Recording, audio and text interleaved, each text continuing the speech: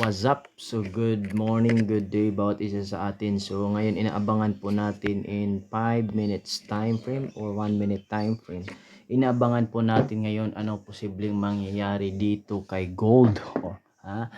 So nandito po tayo ngayon sa Forex trading. We're trading about gold ngayon guys. So ano kaya sa palagay nyo ang tinatawag na mararating ni gold ah, ngayong umagang ito guys. So ayan no, nakikita niyo sa 5 minutes umaakyat siya.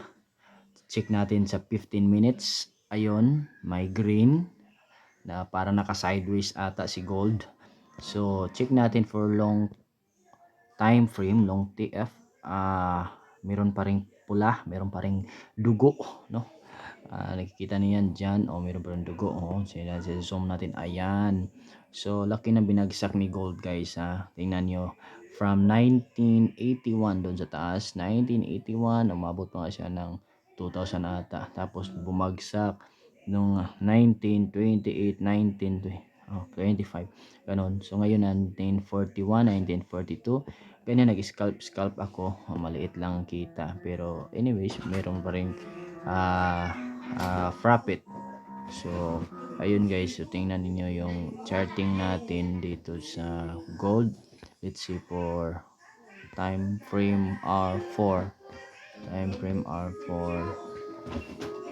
Okay, ayan, sa time frame 4 hours. Check mo natin sa day 1. Sa day 1 na time frame, check mo. Check natin dyan. Okay, ayan.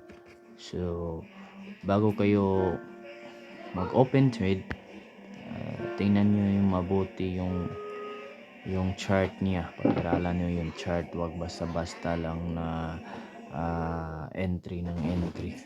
So ayan guys, so